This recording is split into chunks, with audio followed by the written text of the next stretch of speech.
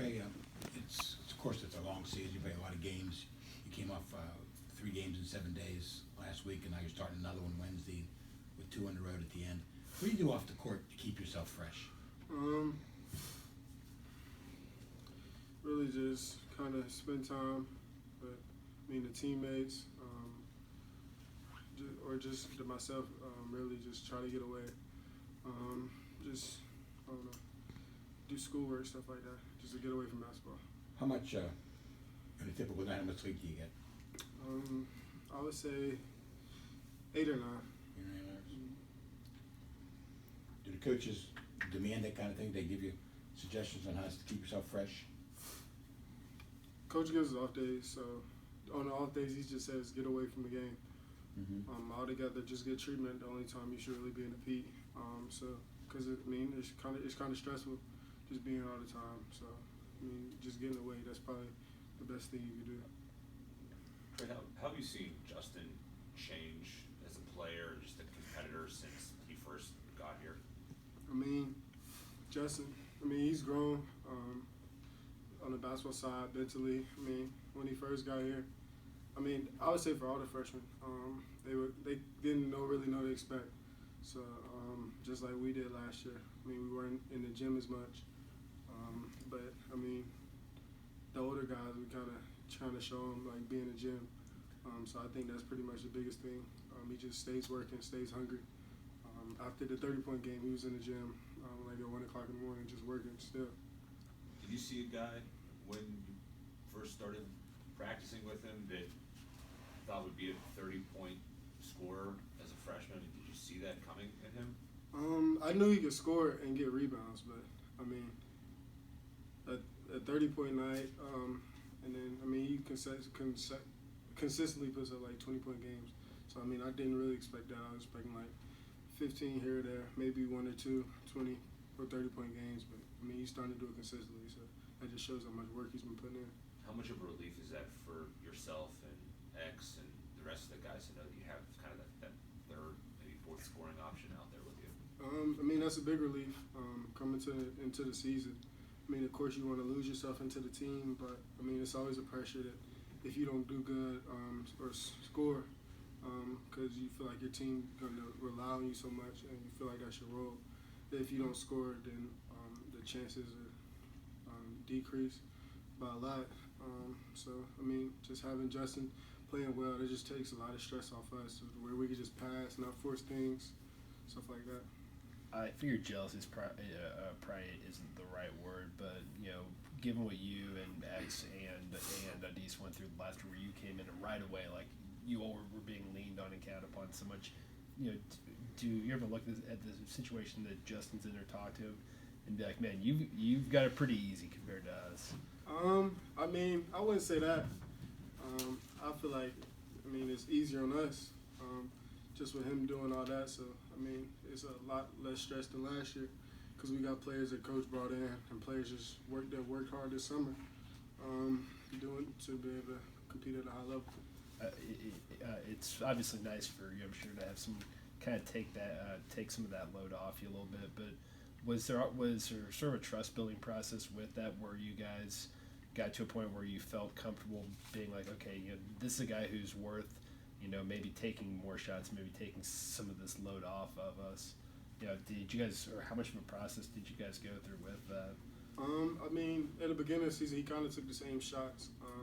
They just didn't fall as often. But, that just comes to show with the work he's put in, and learn just throughout the year that you just got to work to be good at what you do. Trey, how different does it feel for you in year 2? There was so much made before the season. Oh, Trey and X going into year 2, they'll take huge leaps and they'll have all this experience. How are you feeling that kind of pay off as we're in the thick of ACC play now? I feel like it's paying off real well. The biggest thing for me and X is just getting off social media. I know last year and this year we just like to look at, just see what people are saying about us, and a lot of it was negative. So I feel like that kind of affected us a lot. Rather we talking to coach when we were like really down, I feel like that might have put us like more in the slumps than like we actually put ourselves into.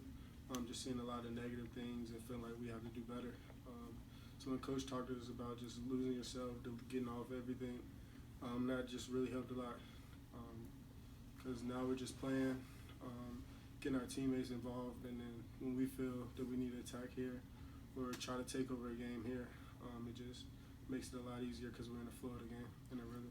What's it like playing some games here as we move through February into March where there's like a legitimate chance you guys could get an NCAA tournament bid or you'll be playing deep into the postseason?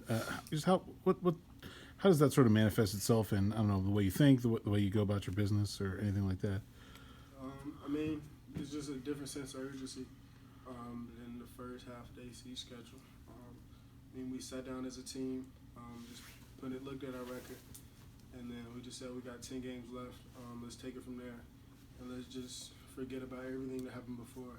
It's a new season. So, I mean, the biggest thing is he just talks about we're 2-1. We just got to keep winning and taking advantage day after day. You guys have played pretty well at home. You had a good crowd the other night. Do you feel like that you guys are building something sort of at the same time that the fan base is building, where you guys are getting a little better, you're getting some more people out at the games, and then that helps you guys do even better on the court? Most definitely. Coach is big on culture. I mean, when Coach Cable came in, that first class, his hashtag was Zoo Era. So, I mean, that just goes with the fans, and I mean, along with the team, brick by brick. So we're just taking it one step at a time, one day at a time. Given the situation that the team's in now, dealing with some injuries, where during games, it's very possible that you and X have to play 40 minutes. How do practices change? Do they get a little bit, do they get a little bit less intense in some ways, where Coach kind of tries not to work you guys too hard or overdo it? I wouldn't say less intense. The biggest thing Coach stresses, like a day like today, he'll be like, we're moving half speed, but talk. And obviously have moved past that point now, but what do you think makes this team different to where they wouldn't get hit with that kind of a run? And how do you as a player feel different too? Because you were somebody who was impacted by that last year. I would say a different type of leadership this year. I mean, just what the guys went through last year. I mean, the biggest thing was just building every year.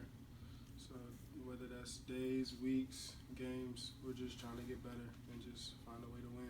Coach's biggest thing that he stresses is just find a way. How much more of a comfort is there now, in close games? Because you guys last year, I think it was at the under a timeout of like all but a couple games, you all were within 2 possessions, but obviously ended up losing a bunch of those. How much, I mean, in those situations, how much more comfort is there this year? How much more confidence is there? It's a whole lot of more confidence. That's just a sign of maturity from this summer, and just the confidence Coach has put in us to where, I mean, he'll talk he'll say what he has to say in the huddle, and then we'll go out there and execute, settle down, not really force things or feel like we got to make a big play. We understand it's a one possession game. One possession at a time. We just have to take that approach. What do you remember for those games against Clemson last year? They played with more energy than us, and I mean, it's a hometown school, so I mean, of course, I wanted to play well. So just putting too much pressure on myself instead of just relaxing and playing. Having played them twice now, I mean, does a game like this still take on a different meaning? I mean, you grew up, 7 or 8 miles from their campus. Does it still kind of carry an extra significance? I would say, like, as I just learned, I would say, like, we just take every game, like, try to take the same approach, and just let the game come to me. Don't force it or feel like I have to have a good game. Are you glad your freshman record still stands? And do you think it could be in trouble before the end of the season? I think Justin's gonna break it on how he's playing, and then hopefully how many other more games we have left. There have only ever been 4 games in Pitt history where a freshman scored 30 points, and they're all by guys that are on this team. What's that kind of say about the talent level you guys are building here? I mean, that just shows the type of talent that Coach Cable and his staff brings in, and just the work they put in with us to help us develop.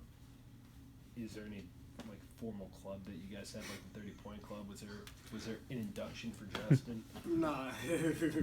But, no, we were just, like, really excited for him.